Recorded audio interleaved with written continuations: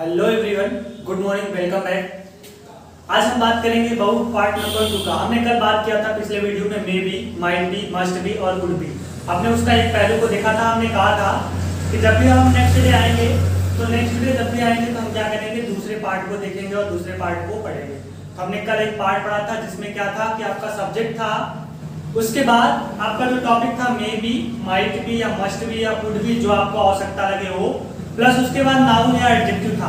आज हम उसी चीज को दोबारा पढ़ेंगे, लेकिन आज का जो टॉपिक है पार्ट नंबर 2 है। आपका जो टॉपिक है पार्ट नंबर 2 है, जिसमें होगा मे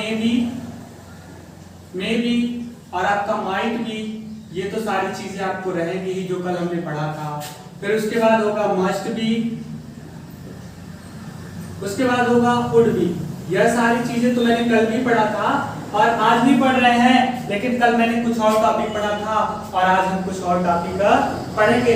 तो कल जो मैंने टॉपिक पढ़ा था वो आपको मैंने बता दिया कि सब्जेक्ट था, उसके बाद नाउन या प्रोनाउन, जैसे वह डॉक्टर होता, शायद वह एक अध्यापक होता, निश्चित ही वह एक अध्यापक होगा। ठीक है, तो यह चीजें कल हमने नेक्स्ट यानी पिछले वीडियो में क्या था पढ़ा था।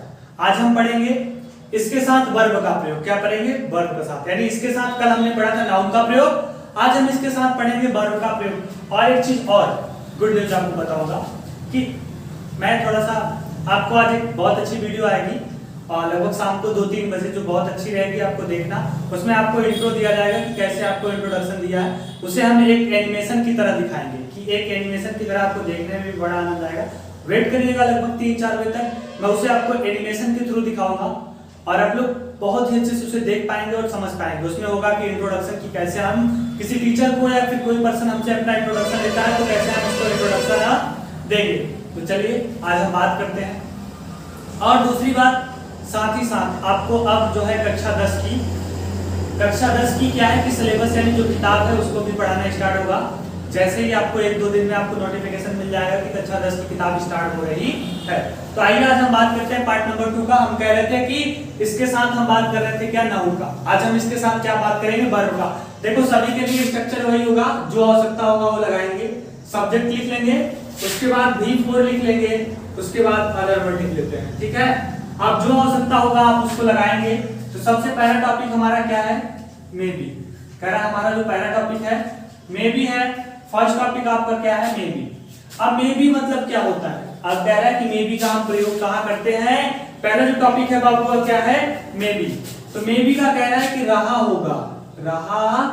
होगा या फिर रहे होंगे। कह रहा है जो मे बी का प्रयोग होता है रहा होगा और रहे होंगे।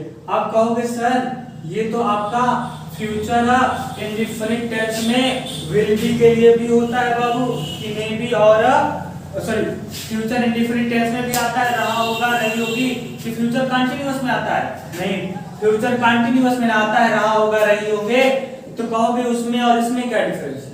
उसमें कहा जाए तुम नहा रहे होगे, तुम खाना खा रहे होगे, क्या है कि उसमें ऐसा लगेगा कि तुम 2 दिन से पढ़ रहे होगे, तुम कल सुबह से पढ़ रहे होगे।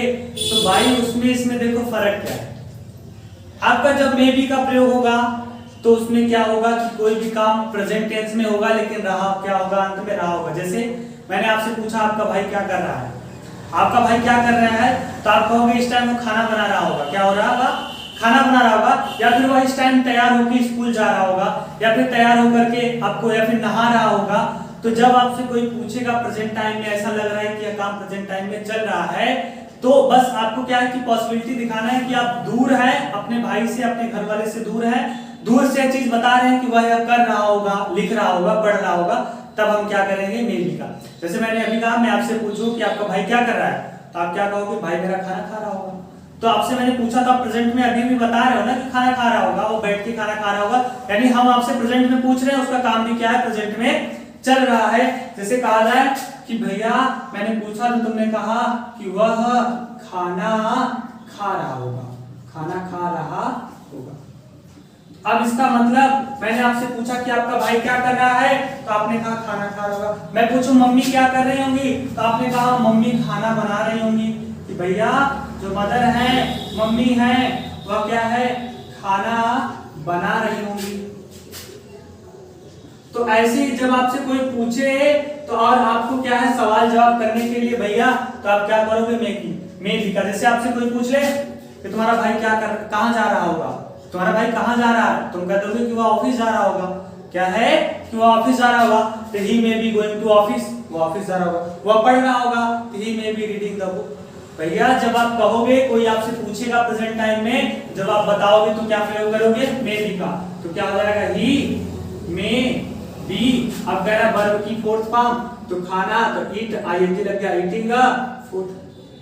कह रहा मम्मी खाना बना रही होंगी, तो mother may be cooking food.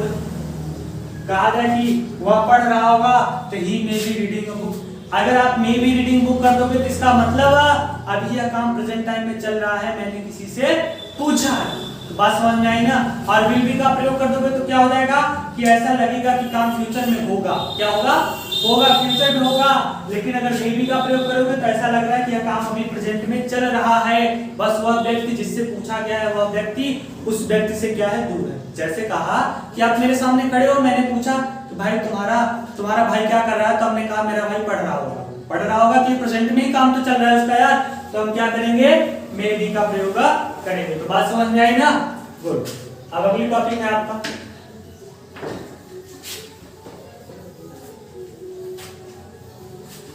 अगली टॉपिक है आपका माइट भी। कह रहा है कि आपका अगली जो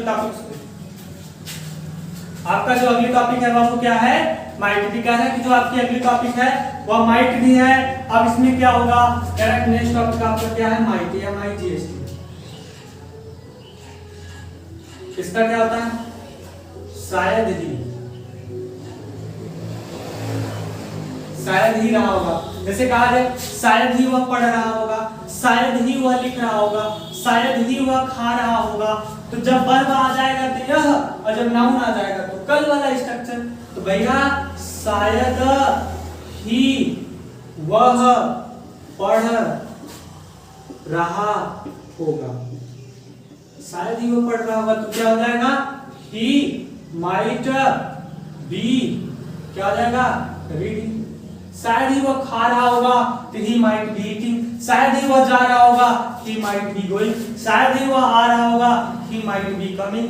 तो जब भैया शायद ही रहा होगा, रही होंगे, रहेगा, हम किसका प्रयोग करेंगे लाला, माइट बी का। तो बात समझ में आई ना, गुड। ऐसे ही आपको क्या करना है, 10 सेंटेंसेस बोलना है, और बोलने के बाद आपको लिखना है और उसका यूज करना है। अगला है मस्ट बी। अगली टॉपिक है मस्ट बी।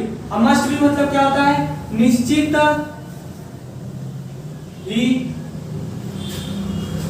हो, निश्चित ही रहा होगा, निश्चित ही रहा होगा, निश्चित ही रही होंगी। जैसे कहा जाए वह निश्चित ही खाना खा रहा होगा, वह निश्चित ही पुस्तक पढ़ रहा होगा, वह निश्चित ही वहां जा रहा होगा, आप निश्चित ही मुझसे मिलने आओगे ना। तो जिसे कहा जाए भैया निश्चित ही वह खाना खा रहा होगा, निश्चित ही वह खाना खा रहा होगा। अब यही सेंटेंस है, निश्चित ही आ गया तो खाना खा रहा होगा, तो क्या हो जाएगा, he must be eating food. बस हो गया। तो ध्यान रहे, जब निश्चित ही रहा होगा, रही होगी, रहेगा तो माइट बी, और शायद ही रहा होगा तो सॉरी, जब निश्चित ही रहा होगा तो मस्ट बी, और शायद ही रहा होगा तो माइट बी, और जब प्रेजेंट टेंस में आपका रहा होगा, रही होगी होगा तो मे बी। अब बचता क्या है हमारा बाबू, वुड बी। इस प्रकार से 3 सेंटेंस मैंने बता दिया। आप तीनों के क्या करोगे, कम से कम 10-10 सेंटेंस, क्या 10-10 सेंटेंस बोलोगे और अपने से करोगे। अगला है, अगला टॉपिक क्या है, वुड बी।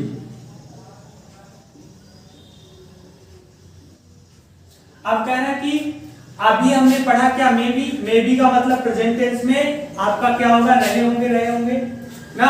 माइट भी आपका शायद ही रहा होगा, रहे होंगे। मस्ट भी निश्चित ही रहा होगा, रहे होंगे। अब ये इसमें क्या होता है, कर रहे होंगे। कर रहे होंगे मतलब कुछ कर रहे होंगे, जैसे कहा जाए वह खेल रहे होंगे, तुम पढ़ रहे होंगे, वह लिख रहे होंगे। तो भैया जब रहे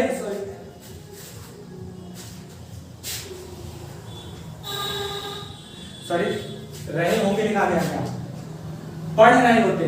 तो कहा जैसे तुम पढ़ रहे होते, तुम लिख रहे होते, तुम खाना खा रहे होते। तो जब ये होते शब्द आ जाए, रहे होते शब्द आ जाएगा तो हम वुड बी का प्रयोग करेंगे। जैसे कहा जाए वह पढ़ रहे होते, वह आ रहे होते। तो क्या हो जाएगा, ही वुड बी रीडिंग।